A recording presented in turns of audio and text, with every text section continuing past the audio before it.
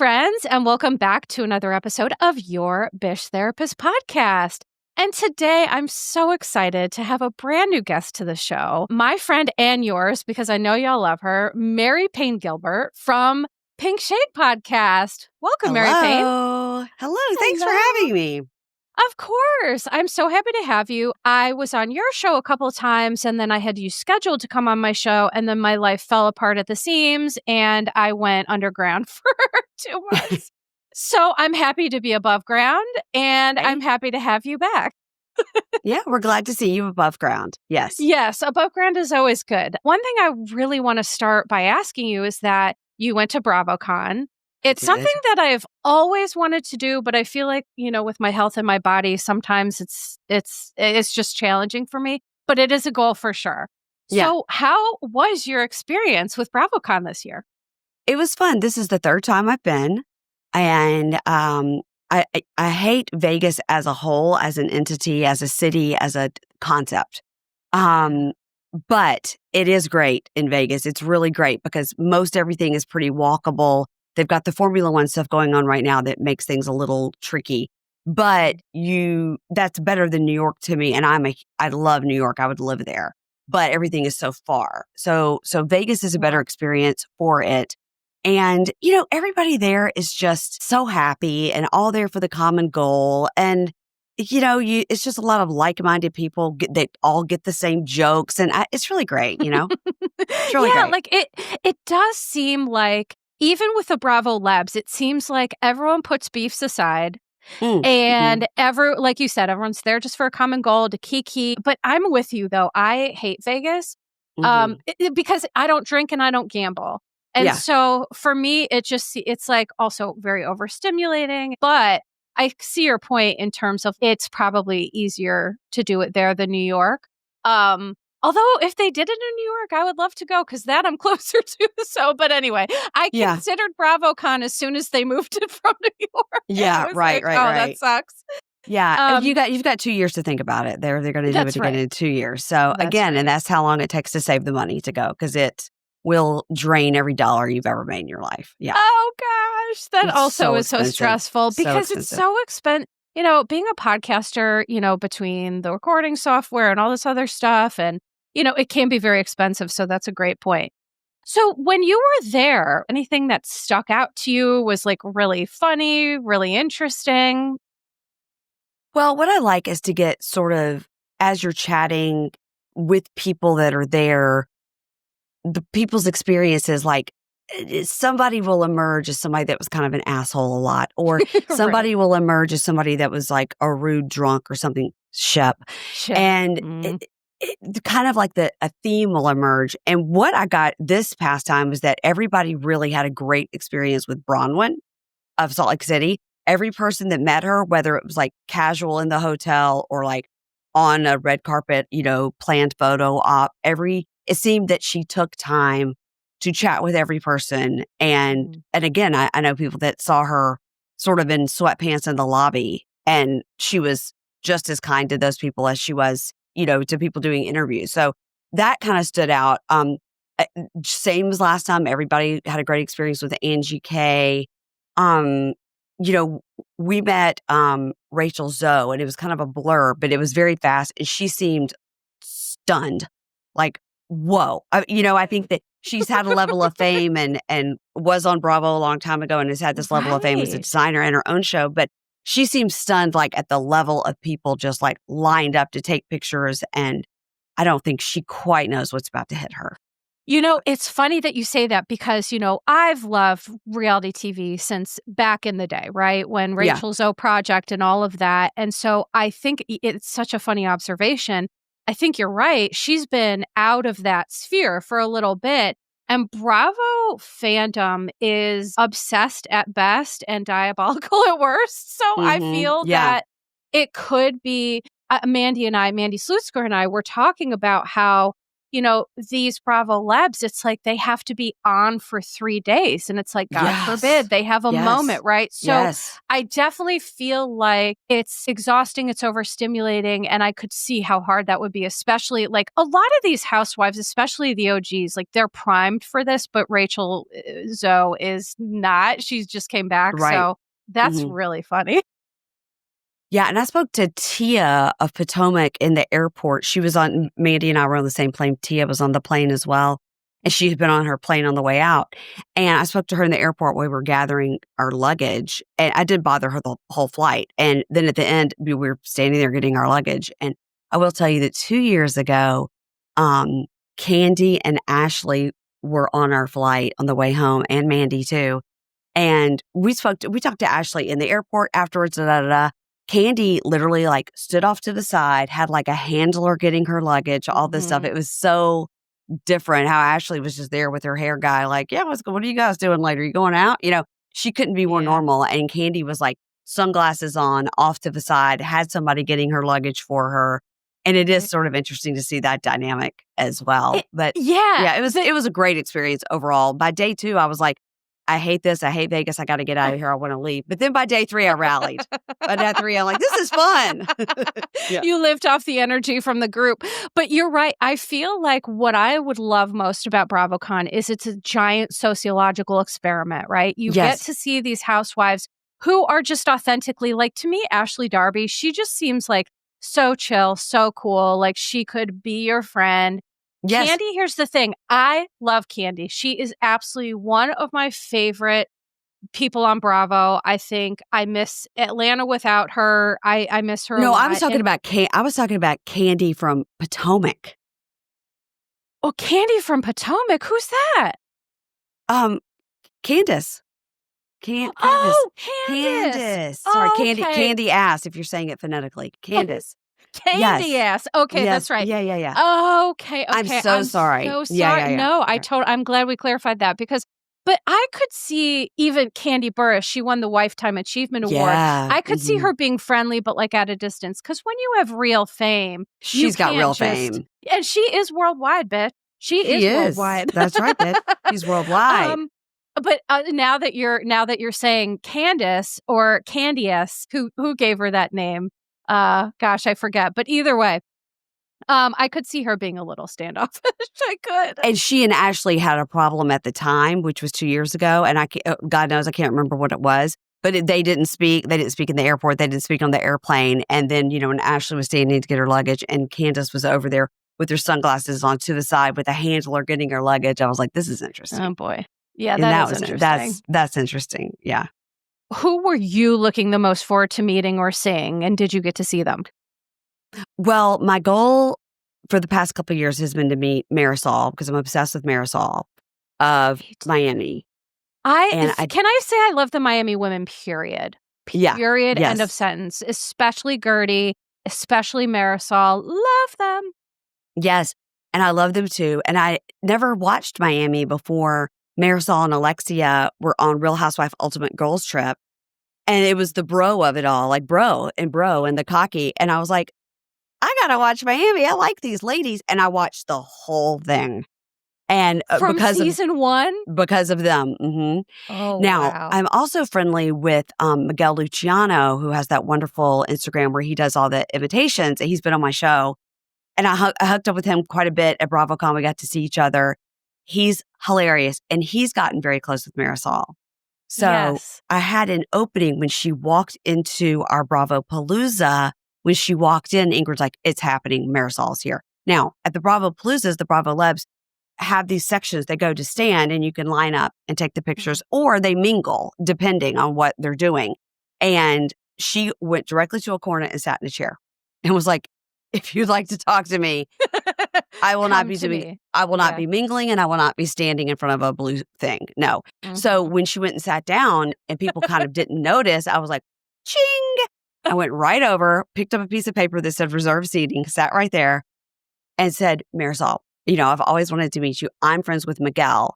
And having a way in, like a opening, sort of helped me, because she is one of those people that generally people had bad things to say about BravoCon. at BravoCon, people said that she was sort of cold or standoffish or didn't seem to want to be there. And I think from what Miguel has said is she is just extremely introverted. And an event like this is a lot for her. So probably that's why she wanted to sit in a corner. And so I had a way in to chat with her. And she was very warm, very friendly. We gave her a Pink Shade personal fan. She was thrilled. She was like, oh my God, I love her present. Oh, I love it. Thank you. She was great. I talked to Alexia, told her the same thing, that I had started watching the show because of Girls Trip, and then I knew Miguel. And she's like, oh my God, bro, where's Miguel? Is he here? And I was like, no, he's not here. Just saying, I know him. Mary Payne, can I tell you what's so funny? I just was DMing with Miguel yesterday. And he's so great. He is so great. I really enjoy him. We really enjoy each other. And I was chatting with him because I know he's close with the Miami women. And for some reason, a lot of the housewives don't love Yabish Therapist, but the Miami women do. I DM with Gertie. She's sending me her book. She just volunteered. And I was just like, that is very sweet. Yeah. So I think we're going to do like on my Patreon, a Bravo book club. And I was like, well, we'll start with your book. I'm very excited about that. And Marisol, I saw Kiki in the airport too.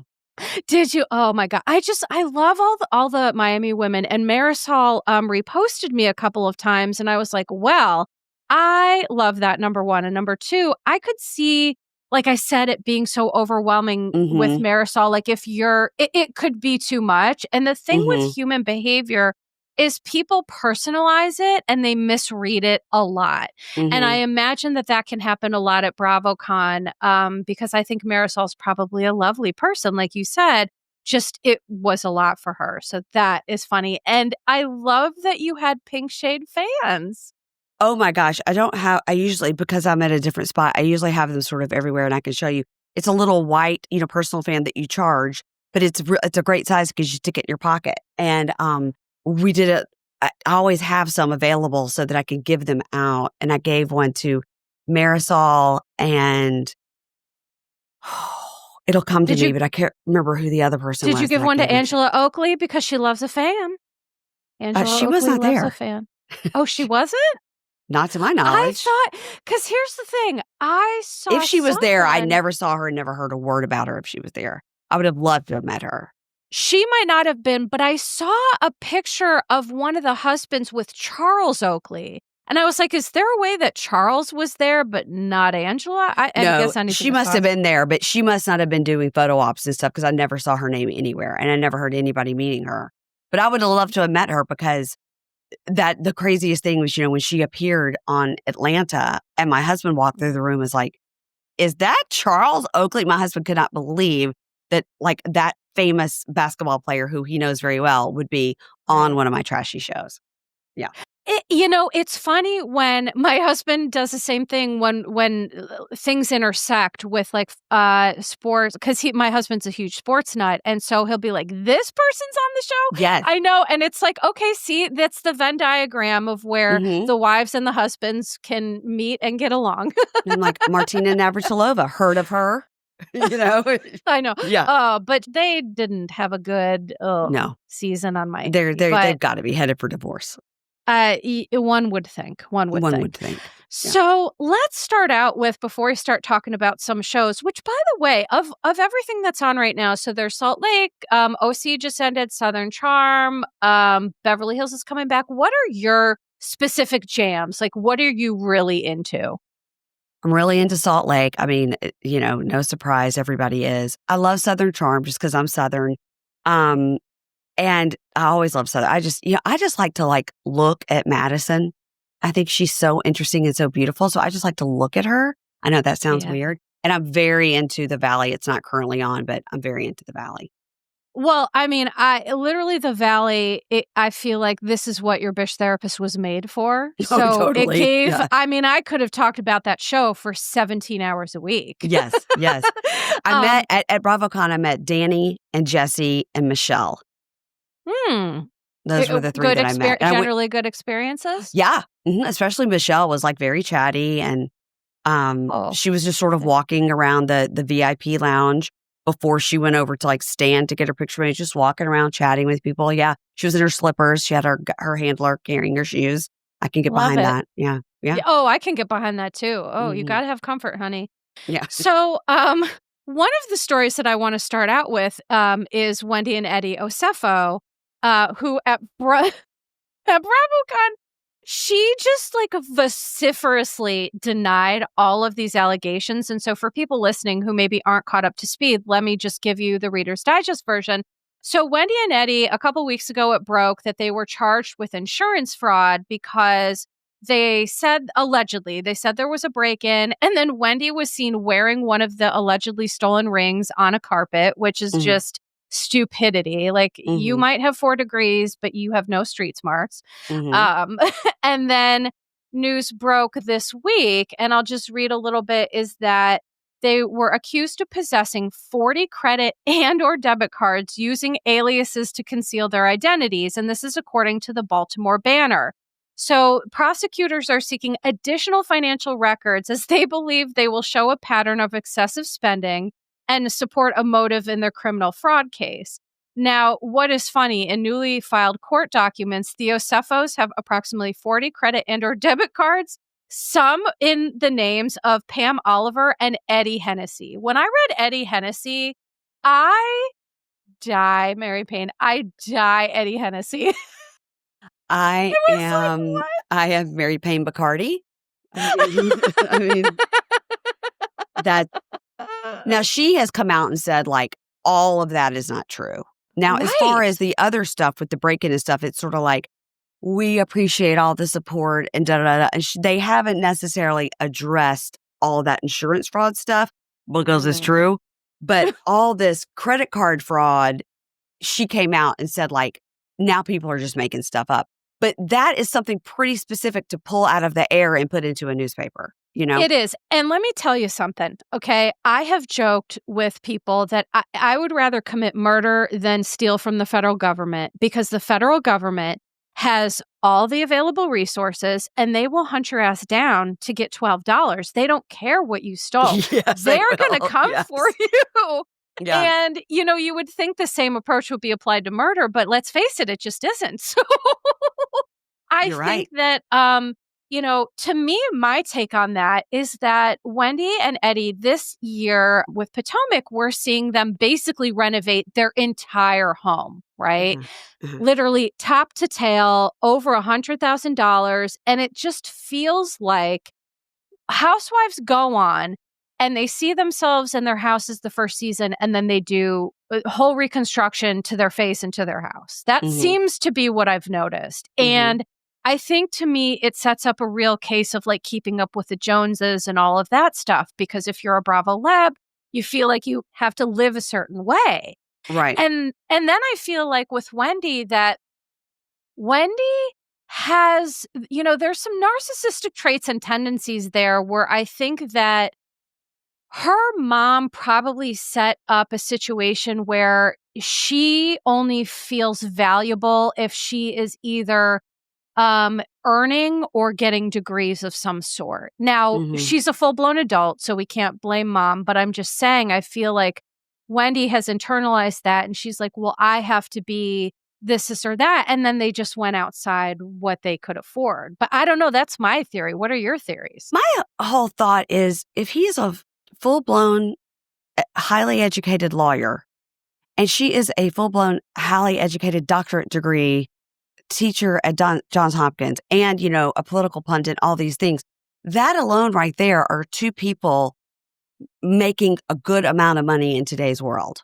Oh, for sure. For sure. Based on what middle Americans are making, you're absolutely correct. Yes. So they're living a really nice, you know, upper class lifestyle, but then they felt somehow that they needed to prove it to who, I'm not sure, that they have more and more money. And it seems like the two of them, if they've got all these credit cards and stuff, are in cahoots. So sometimes you'll see it's like, well, the husband didn't know what the wife was doing or vice versa. But in this situation, it seems like these two extremely smart people came up with this.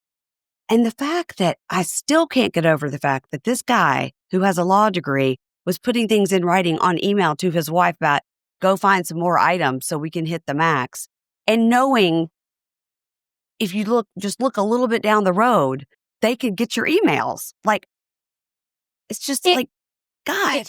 You're absolutely right. And it's what's wild to me is that, because I have a professional degree and the license, and you work your whole life for something like that, and to throw it away for something so stupid. But people do it all the time. And my impression is that they wanted to stop their regular jobs and be celebrities and, have this cannabis line, which, by the way, that's, cannabis is, you can make a lot of money from that. So I think many regulations and rules to open. Everybody says, like, if you want to start a cannabis line and you don't just get in with an already established company, if you just sort of, like, it is super expensive and super regulated by the government and a very hard business to get off the ground. It is. And once you're off the ground, you can make a lot of money. But I wonder if they pigeonholed themselves into like this Happy Eddie thing, and then they had to put a whole bunch of money into that. Because we're talking millions of dollars here to do this kind of line. So between that and then trying to do the house and Wendy trying to, look amazing all the time, I just think they got too big for their britches. And that old tale of Icarus and, flying his wax wings, flying too close to the sun. And I think these Bravo Labs, they just fly too close to the sun. And there's narcissism that tells them, like, in the Bravo world, they probably feel like absolute rock stars. But let's face it, outside of Bravo and that fandom, it's like, well, who are any of us? Who hangs their hat on that celebrity? So I just think that, what's coming to them is going to come. And to be honest, I think they're kind of screwed. I really do. With the insurance stuff, they're definitely screwed. And I don't know if you listened to Vicky Gunvalson was on Carlos King's podcast talking about insurance fraud. So she's so big in insurance. Yeah. And I got to tell you, I was like, genius. That was genius of Carlos to get her on to talk about insurance fraud, right? That was very, very smart. Absolutely. And she says the first thing that would have been flagged with that, in addition to it being like a fake break-in and the cops figuring out right away nobody broke into this house, then she said the other problem was that they filed some of the same claims with 3 different companies, and the insurance companies talk to each other, obviously, to make sure one's not getting screwed. They just made so many mistakes. And again, he's a lawyer. Right. And again, you have 4 degrees, but y'all have no street sense. You have no street smarts, because that, even I don't have 4 degrees. I just have 2. But at the end of the day, I would know better than to do any of that. And that just I've got an shows a English lot of degree, and I would know better. I mean, You know what? I think people don't need any degrees to figure out that that's idiocy. Okay, let's be real. Stupid criminals. I know, very stupid. And then, so another story, which is just like very sad, but also I wanted to talk about it for a minute, is that Meghan King, for those who don't remember or haven't heard the story. So Meghan King was on OC. She was married to Jim Edmonds, who, by the way, he's clearly terrible. Like, Jim is clearly terrible, but Meghan's also had a lot of issues. And so news broke that recently she lost custody of her 3 children with ex-husband Jim Edmonds, following a school employee, by the way. So school employees are mandated reporters. There are, a therapist obviously is a mandated reporter, school personnel, things like that are by law. You have to report something that comes up. And so that is the one part of the story to me that says something concerning is happening, because a school employee isn't going to report something that's not really happening. So they called Child Protective Services, leading to an investigation, and she has lost custody. And so I feel very sad, because here's the thing. Jim and Meghan have always had like a really contentious, tumultuous relationship. Yes. And I think what's really sad here is that the kids at the end of the day are the biggest losers. And that really, really upsets me and bums me out. What did you think when you saw this news story break? My understanding is that she asked the school nurse to give the child Ritalin who did not have a prescription for it. I'm glad you said that, because I heard the same thing, but I didn't want to say it because I didn't.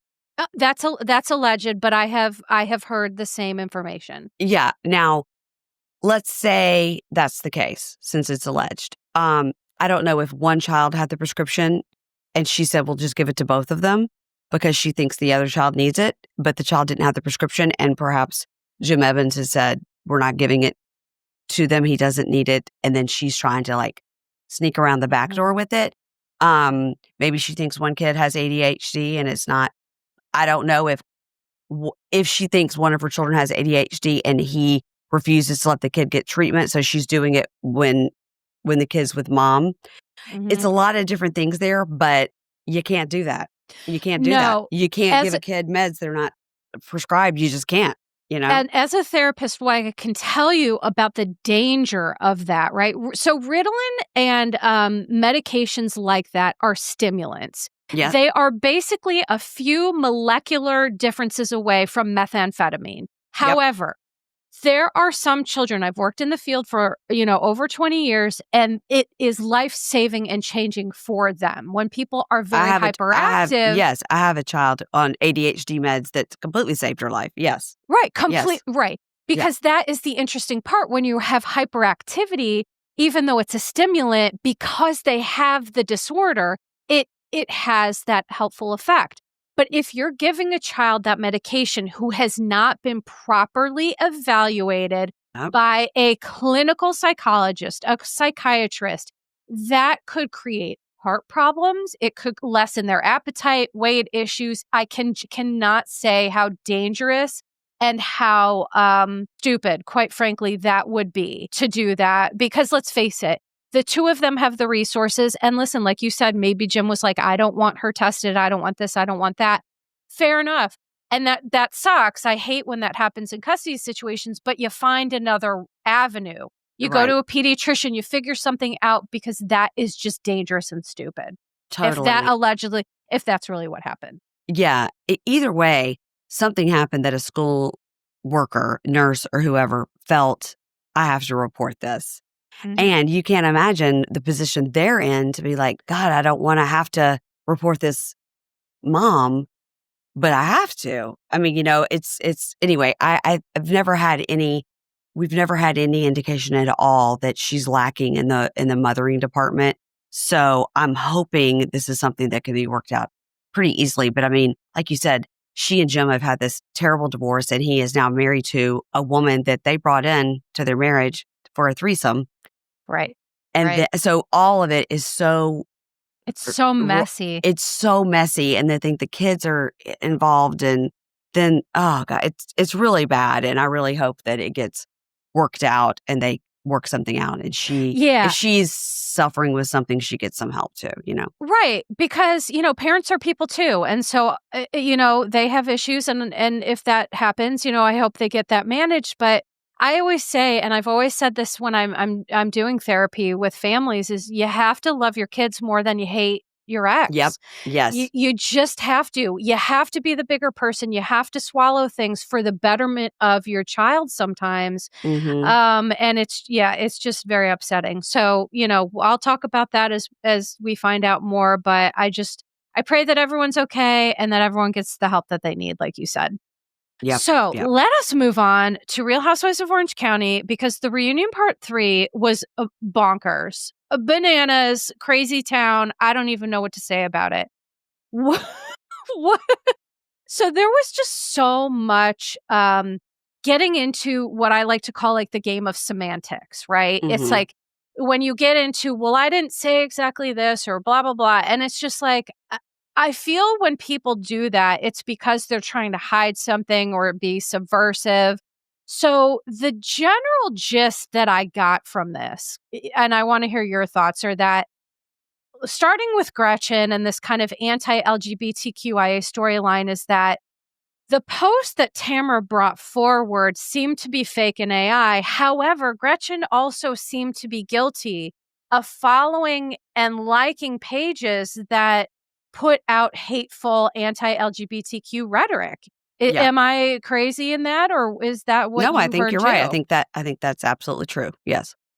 So to me, what is frustrating is that like Tamara needed to be held accountable, but also she was so loud and so angry that the Gretchen stuff just kind of slipped under the rug. And what really pissed me off about that is that for me, there is no room in Bravo Labs, Bravo fandom for anti-LGBTQ rhetoric. There just isn't. I have no tolerance for intolerance. And I am just disgusted with Gretchen. I'm disgusted with Tamra. How did you feel about the whole thing? Yeah, I think that because Tamra misbehaved so much at the whole reunion, just like, whenever Shannon would talk, she'd be like, "Bleh, bleh, bleh." You're like, what are you, 7 years old? She's like, "Bleh." I was like, what are you doing? It was so weird. And because she acted like that, and Shannon goes, wow.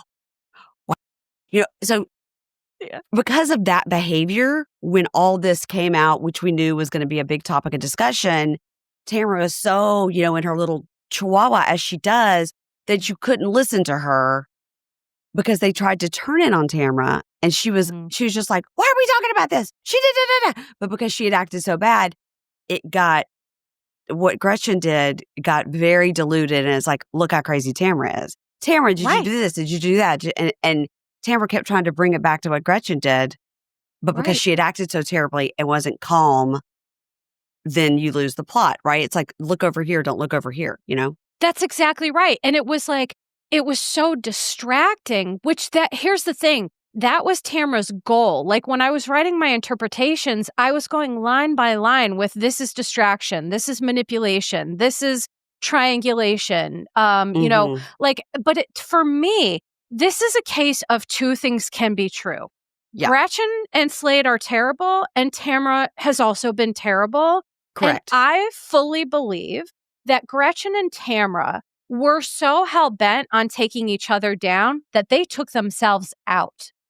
Yeah. My opinion. Yeah, I think you're right. I think that's exactly it. They were hell-bent on taking each other out, and in the process, self-implode.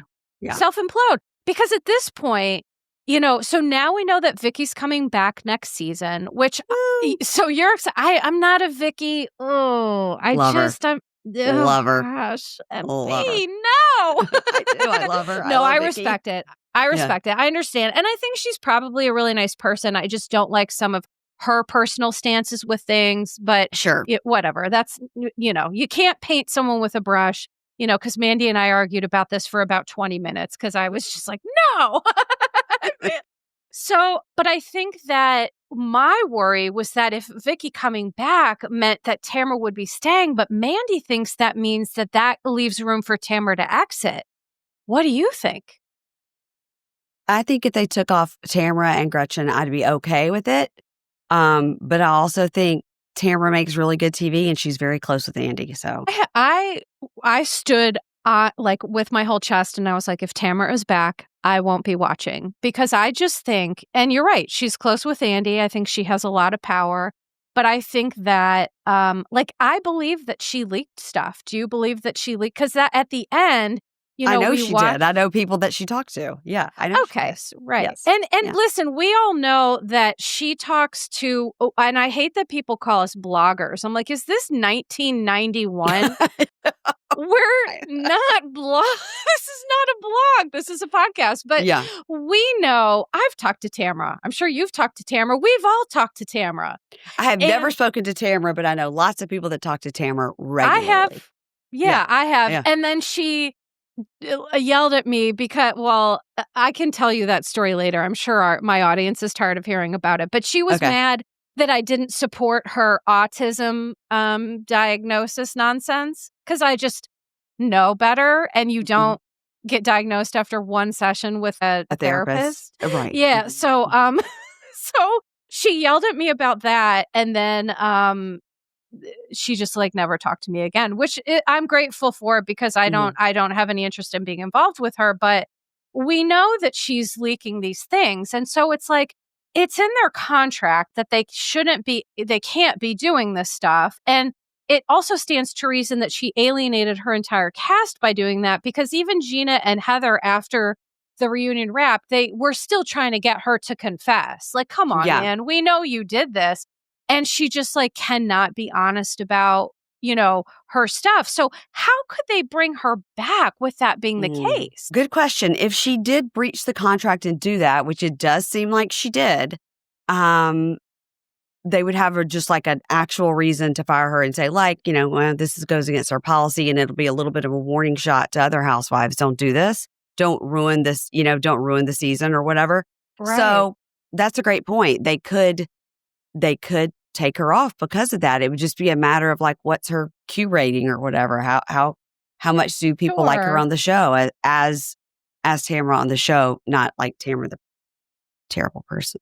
Right. I also like, even though I love what we do, I don't want us to be involved in storyline. Like, I don't want any more of this off-camera social media bullshit with people. I don't like that. I agree. So I also think it's like Tamara and Gretchen need to take their business somewhere else and let it, because otherwise I think it could have been a great season. I think Heather Dubrow, the way that she was a straight up ally, advocated time and time again. I was like, am I attracted to Heather Dubrow? I think I love her. I think I do. Because she was just so well-spoken and so, she's like, I'm not going to have people in my life who are trying to deny people I love basic human rights. Yes. Not going to do it. Yeah. And I love that. So, what were some of the other parts of the reunion that, I don't know, stood out for you or you found really interesting? I like how Katie Janela is always like super calm. Mm-hmm. Now, I don't always think she's telling the truth either. I don't. I kind of think that they all went to dinner and Gretchen had some drinks and was like, I went to the hospital. Mm-hmm. Just made the story more flowery, right? Just made it like put a little something on that story. Editorialized a bit. Mm-hmm. Yeah. And then Katie or maybe her husband were both like dead sober or had one drink and were like, that's what she said. And Jen, you heard it too. And Jen's like, well, I had 12. I don't know. Did she say that? But they were like, that's what she said. Mm-hmm. She didn't say, I felt like I was going to go to the hospital. She said, I did go to the hospital. And I think they heard it correctly. And I think that it's just like, well, the 4 other people are going to say that's not what happened. So Katie and her husband already on shaky ground. I saw both of them at BravoCon, Katie and her husband. Went up to Katie, took a picture, said hi to her husband. Hi, Matt. He's like, yeah, I think again, both things can be true. I think Katie doesn't always tell the truth, but I think that Gretchen did say that at dinner. Yeah, and listen, Gretchen said it on TV in the Sprinter van. She said it. She was like, I did go. And then it's like, so you can't get what I call people like that unreliable narrators. Like Katie and Gretchen are unreliable narrators. But here's one little bit that I'll say is I know people who went to BravoCon, and what I can tell you that I know for a fact is that Katie Janela and her husband Matt will talk shit to anyone who will listen. Yeah, I saw another story about that. People went up when we were talking to Adriana of Miami, and she goes, okay, when we have our panel, when Julia comes out, will you boo? Can you tell all your friends, make sure you boo when Julia comes out? So yeah, they will get messy at BravoCon. They will spill it. Right. But here's what bothers me about Katie and Matt. It's like loose lips sink ships, you two. Yeah, so yeah. you can't have one foot in the world of fandom and one foot in the world of being a Bravo Lab. You just can't do it. Right. And so I think that you're right. Like, I think Katie seems sweet and she seems lovely, but she definitely has trouble telling the truth. And she has way too much trouble talking shit. And that's why her castmates don't like her. And I've heard that the word on the street is that she will absolutely not be returning. That's what I've heard. That is what I've heard. Well, it's just like there's always somebody, right? Like we've got Brittany on Salt Lake, we've got Katie on OC, and we've got Stacy on Potomac. And it's just a pile on. Everybody hates that person. They're like, we don't like this person. Everyone hates Stacy from Potomac so much. It's crazy. I mean, a couple of episodes ago, they talked about her bad breath. And this episode, they said that she has body odor. I was like, wow. Wow, Bethany, wow. Yeah, I know. I think it was like Cookie that was like, you need to like take a shower. And I was like, oh my God. I know. But here's the thing that bothers me about Stacy, because here I'm loving Potomac, but the reason I don't cover it a lot is, to be honest, there's not a lot to cover. Right, and I agree. I say with Potomac, the reason for that is that the women are generally, number one, generally sane, which you can't say that about all the Bravo Labs.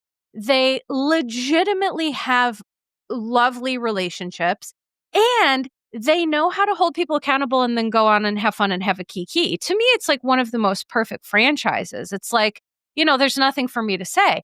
But Stacey just seems to stick out like a sore thumb because she's just so like constipated and talks like a newscaster. And I'm like, who even are you as a person? You know what I mean? Yeah, that's right. We don't know anything about her. And the people that have been doing the spoofs on her on QVC, it's killing me. It's killing me. It's like, you know what we have this lotion. It's dry skin therapy, but you guys, dry skin doesn't even cover it. You guys don't even know. My skin is so dry. Not anymore. Not anymore. And the box, it's red. It's red on the cap. This says CVS, but that doesn't matter. It doesn't matter. It is chic. It is luxurious. See that blue heart on there? Ooh, it has my heart. It is the craziest stuff you've ever seen in your life. And I know that's what they have to do on QVC, but people doing the spoofs of her are killing me. And people think that the whole, like, her being divorced from her husband first season was all fake, but people did find out that she was actually divorced from him. So how he came back in the picture or whatever, I don't know. But I enjoy all the lying that happened where she's like, he's flying out, he's flying in, he's out of town, he can't attend. He came in this morning, he left yesterday. I was like, girl, get it together. Get it together, lady. Yes. Get your breath together, get your armpits together. Just get it together, woman. Poor Stacey. You have to wonder, at some point, she's going to have a redemption season. Like, let's hope. She can't be the punching bag forever. I know. And I'm going to be honest, even if I don't like someone, I don't like that. I don't like the punching bag. I don't like the pile-on because it just cannot feel good. We know how it feels to have people be mad at us, and I'm small time. So I know how that feels. So I can't imagine, all this other stuff. So yeah, I hope she does, come around. But so before I move on from OC, the one other interesting thing that I thought was wild is how Andy asked Tamra why she brought the homophobia storyline to Gina and not Heather. And we find out she did try to bring it to Heather. And Heather said, I want no parts of this. Stood up and Heather walked away. Is smart. Heather stood up and walked out of the room. And it's like, I know what you're trying to do and I'm not participating. Mm-hmm. And I was like, so smart. And she got mad at Tamra because it was like, I already told you don't do this. And then we see that unseen footage of her walking away. So to me, I just feel that, I don't know if Tamra can be like a healthy, regular person in real life, but I just know she doesn't know how to be a housewife without being a human troll. And it's ruining the franchise, in my opinion. Is human troll a therapy term or? Definitely not. No, okay. That's why I call myself your bitch therapist because that's just a bitchy thing to say and not at all. Okay, all right. Just making sure. Just making sure. You don't use that in your practice. You don't. I sure don't. Yeah. No. Okay.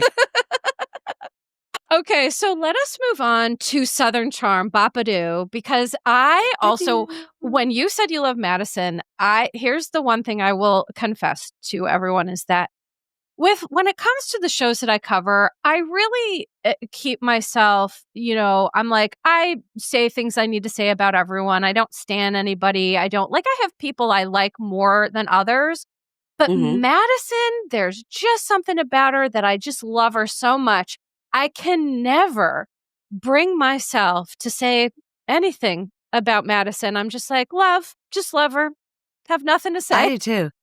And remember the time that she said to Shep and I think it was Danny, and she goes, she told me that you gave her chlamydia. Remember that? Yeah. And I was like, whoa. We were like, okay. And she was like, she said you gave her chlamydia. And she was like, what? Let me tell you what. Don't mess with her. Don't mess with her. No, because she'll rip your eyeballs right out, which like... I love her. I love her. She's so good. I love her so much. But the one person who hasn't changed at all is Shep. Nope. I think Shep is the only character that we've seen on TV for 11 plus years who has had no growth whatsoever. He keeps getting drunk and making an ass out of himself at BravoCon. Yep. And doing the craziest things. And then when he and Austin were shopping for her gift, he was like being so cheap about it. And I'm like, he's the wealthiest one of all of them. Like, Shep has old school railroad money. Yeah. And he was like complaining about spending money. And I was like, what? Can you imagine you were going to a baby shower at Patricia Alschel's house, no less, and you are balking at a gift that's $150 when you're that rich?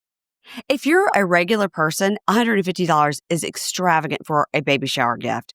Sure. But for Shep, that would be like $15 to me or you, and I wouldn't balk at buying a $15 baby shower gift for somebody at a regular level. But for him to be like, oh, $100, and that Austin just laughs and goes, you are so cheap. And I loved it. I love that he just called him out. He goes, come on, Shep.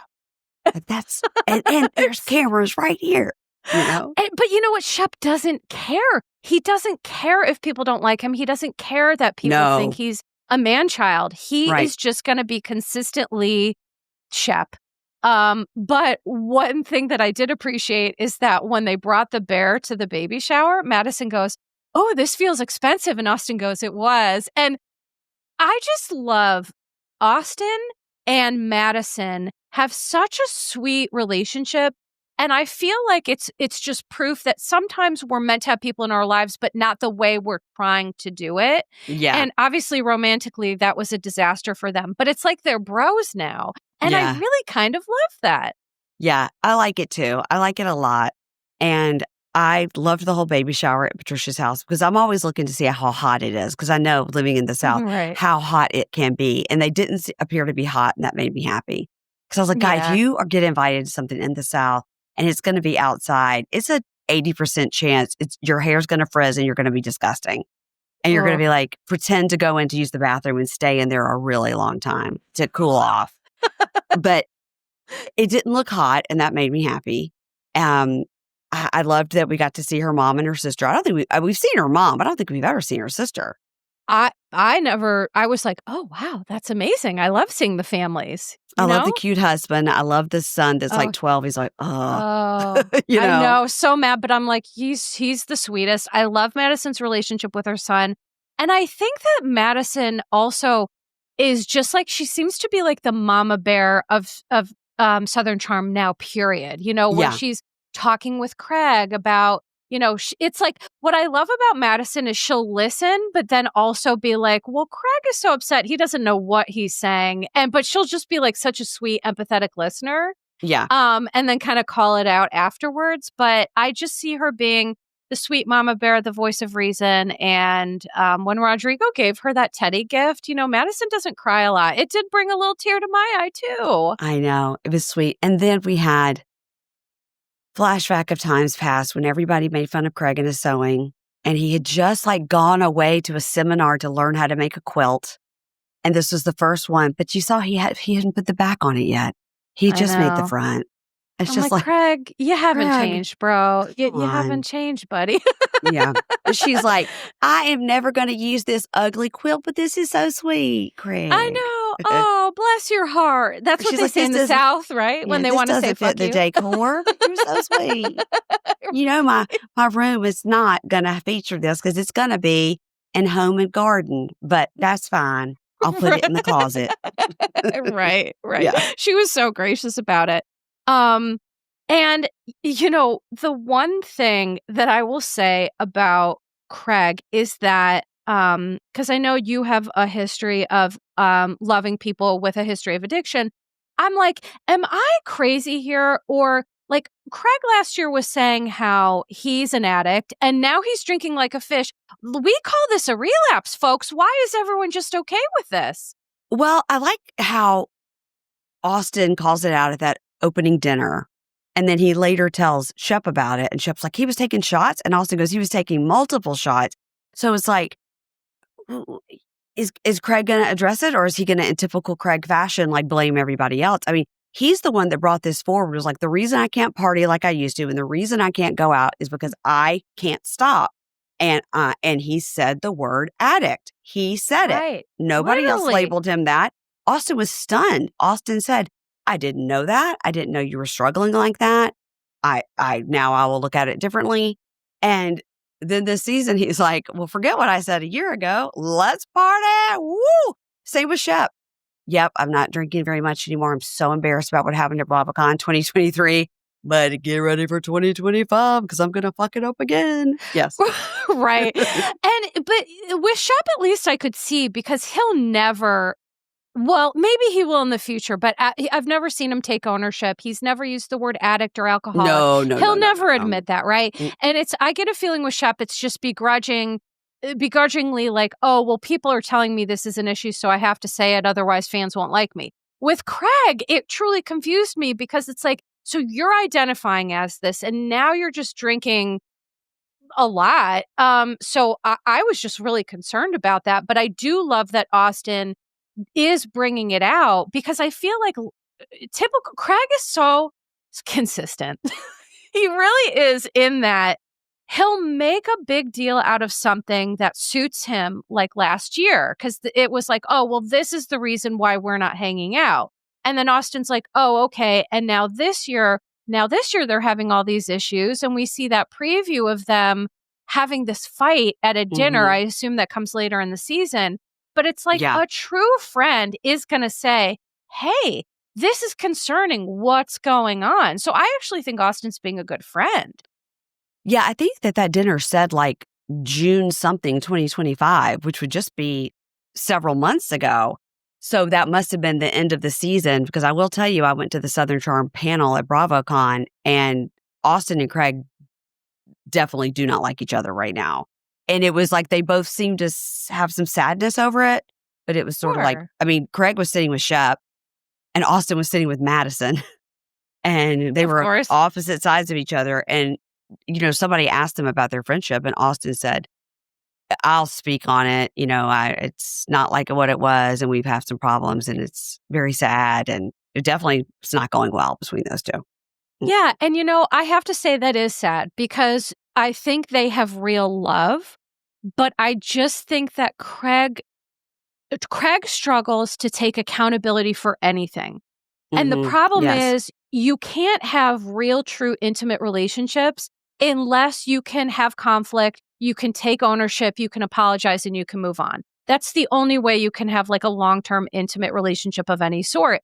And I just don't know if Craig is capable of that, especially right now. I think he's very raw over the breakup because like people were trying, you know, pinning them against each other in the media and he's trying to blame her. But it's like very rarely is one person solely responsible for a relationship rupture. Now, if someone's an addict, alcoholic, if someone, you know, is, you know, abusive or things like that, right? That's a totally different story. But I don't think it serves Craig to constantly stick his head in the sand and try to claim victim because I think it's affecting all his relationships. That's my theory. Every person in his life is like, Craig, you know, like you're a liar. Like that's sort of like your thing. You lie all the time. Like that's your shtick. And he's like, what? And then they just clip after clip after clip after clip of him being a liar. I gotta say, like, I don't watch Summer House. I only know about kind of Paige through this show, and I know she's big on Summer House. I enjoy her on social media. I don't know about Giggly Squad. Like, I just, you know, I'm not in that world, but I believe every word she says about Craig. Yeah. Every word. You know why I do also is I think Paige tends to be, because I do watch Summer House and I do love Giggly Squad. I'm a huge Paige fan. I think that she has more of a finger on the pulse of what's really going on a lot of the times. Yes. You know, she's not perfect. We all, you know, our perspective is shaded by the lens we see the world through, which is, you know, that's just how it is. But I do tend to believe that a lot of the things that she said over Craig. And so what do you think of like the whole Craig Venita feud? What do you think of that? It's interesting because I kind of didn't quite understand what they were mad at each other about, but then I watched the beginning of it. It was on last night and I saw the beginning again and I guess I'd kind of zoned out. And it is about Venita kind of openly saying she was kind of team Paige in the situation. Yeah. And Craig, when I watched What Happens, I was like, you know, I never talked to her again. Right. And you're like, okay, relax. You shoot a TV show with her. So I like that she stood her ground. I like that she's like, if I'm going to, Paige is my friend. And I don't like that idea. I think Rodrigo said it maybe of like, well, Craig brought you into this group, so you need to stick with Craig. I don't really like that. I think that, it can be hoes before bros. I think you can pick your friend and you don't have to pick this guy just because he's the guy that brought you into the group. And I think Vanita's got her own friendships within the group and doesn't have to be loyal to Craig. So good for her. I agree. I think to me, what I don't like is when people in the Bravo world, they're like, to be my friend, you have to stand me. You have to be loyal, even if I'm wrong. Because in my world, if you're a friend of mine, I'm going to tell you when you're wrong. Right. I'm going to have different opinions and I'm not just going to be like, oh, this is my friend. So I see both sides of it. I see the side of people saying Vanita maybe didn't need to get involved, but at the same time, God forbid a woman have a freaking opinion. Sorry. If somebody asked her and she gave her opinion, then she's involved. What's she going to do? Say no comment? I mean, come on. Of course she's going to give an opinion. Yeah. And I think that Vanita had a really fair point where Craig is so quick. Like, when you hurt his feelings, he's so quick to just write you off. Yeah. And I think it could have been as easy as, him coming to her and being like, I was hurt by this. Can we talk about this? And that easily could have been maybe resolved or discussed. But what I found so fascinating, and I did have to rewatch this, is that they were having a watch party for Craig on Watch What Happens Live. And they watched him say that. And I was like, yeah, that was bad. Because I think it was the three guys, right? It was Austin, Craig, and Shep on Watch What Happens Live. Yes. And so the girls were all together watching the guys, and they're like, okay. Yeah. I guess they had a little camera set up in the corner because, I was like, who thinks to do that? I guess if that's your job, then you think to do that. But it wouldn't occur to me to set up a camera in the corner to watch my reaction to like the Oscars or something. Like, who cares? I mean, I don't know. Oh, certainly not. Yeah, I'm like, I don't want to see myself from the side with my double chin. I don't need to see that. No, I don't want to see. But it's what like Meghan Markle got all that shit about because they said that she staged that whole thing of when the Dodgers won the World Series and there was a camera and she's like hugging her friend and hugging Harry. And people said like, why would she have a camera set up to record them seeing the Dodgers win the World Series? Like, that's weird. Sure. And I was like, that is weird. Yeah, it is weird, but like, you're right. We live in this world where we can just capture anything. And everything. And I'm not a fan of that. I like to live in the moment and like I do this for, because I love it and it's fun and it's my job or whatever. But like, I don't love to live on social media, tape things all the time. But I just think there's certain people who are super into that. And maybe it's a younger generation. I don't know. Maybe because I'm no spring chicken anymore. Mary Payne, I am well into my 40s, and you're way younger. You're way younger than me, so you're a spring chicken to me. Well, thanks, doll. So, anything else about Southern Charm that we didn't touch on? Well, I like that Molly got real drunk at that party, and I'm concerned about her hoarding. When I saw her house, I was like. Because literally, so there is hoarding disorder is kind of in with like obsessive compulsive disorders and things like that in the DSM. But one of the things, and I'm fascinated about it. Now, I've never treated it because typically people like that, they need at-home therapy, which I never did. They have a hard time coming in and things like that. But when I saw the lanes, I was like, that is really indicative. When she said, I've made little paths, I was like, they call it a goat path. And it is. That's exactly what they have on hoarders. Now, I don't watch hoarders because it's too upsetting to me. I'm not like a super, super neat person. I'm just sort of average. Like it gets to a point that I'm like, somebody's got to clean this. But her whole thing is like, I had a bigger space and now I have a smaller space. And I'm like, okay, then you need to start weeding out. I was hoping Rodrigo would be like, today's the day. It's going to get the 3 piles going, keep, donate, trash. Let's do it. Right. Let's do it. But he didn't. He was just trying to help her, but more help is needed. So they'll probably be bringing that up on the reunion. Yeah, it is. And honestly, it makes sense too, because I think that Molly, who, by the way, I adore her because she is just who she is, her tuba, her pet snake, which by the way, if your house is so cluttered you can't find a pet snake, that's also a problem. I'm going to tell you. That's a real just problem. Like somebody was getting rid of these reptiles, so I took them. I'm like, ew, why? Have you always wanted to own several reptiles? No, I mean, I don't mind. Listen, one weird thing about Yabish is I don't mind a reptile. I don't mind a lizard. I actually kind of like snakes. I'm certainly not scared of them. We live in the woods. Sometimes they're outside. I pet one in my yard. I know that sounds insane and no one would ever recommend that. I like alligators because at the beach we have a lot of alligators, but I like to go and look at them. I don't want to like. Well, right. If you pet them, you're going to die. So that'll be death. Right.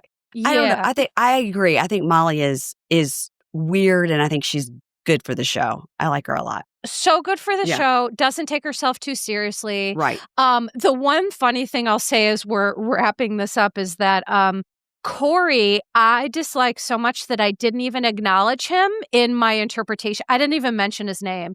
And one of my listeners, I'll give a shout out to Whitney. She goes, because she knows me very well. She goes, I love that you dislike him so much you didn't even acknowledge his name. And I said, that's exactly what happened.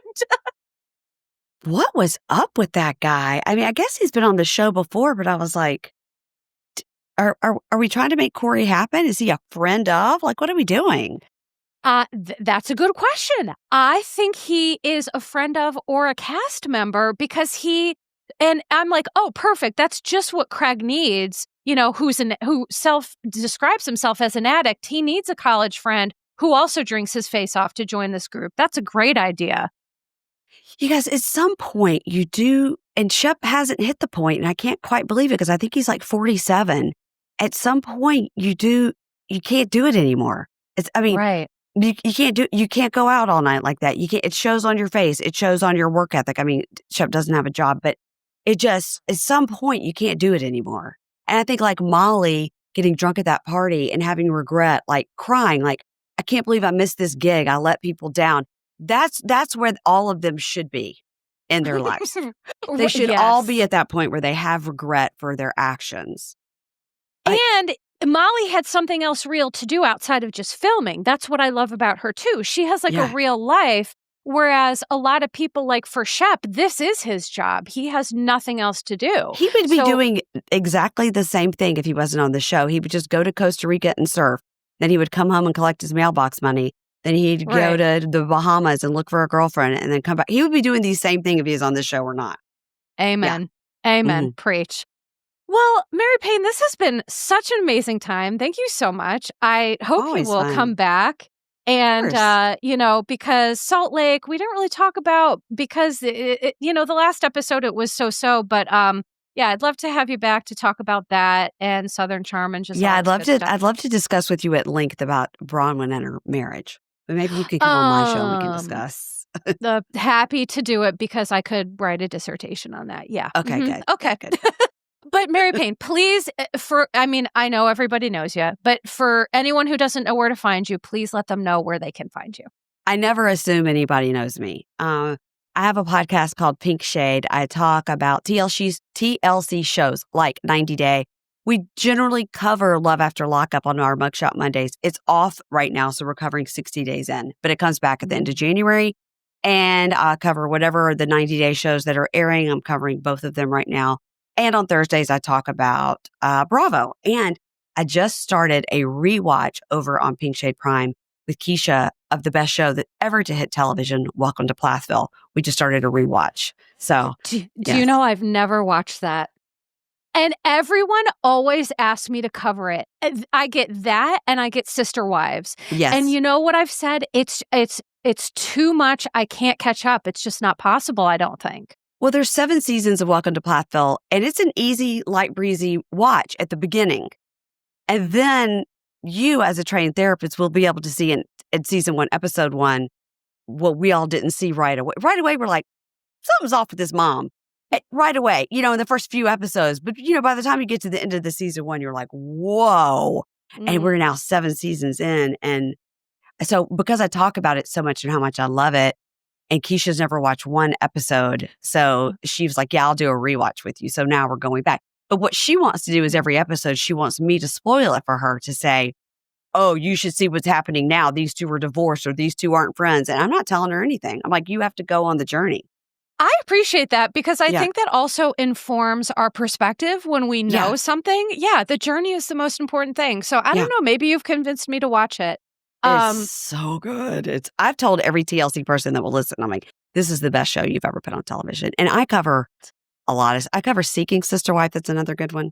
You do. Yeah. And that's what I love about you and your show is you do cover a lot of those TLC shows, which that's a lane that I dabble in, but I don't, you know what I mean? I don't totally cover it. So I do love that we chat about that a little bit. So.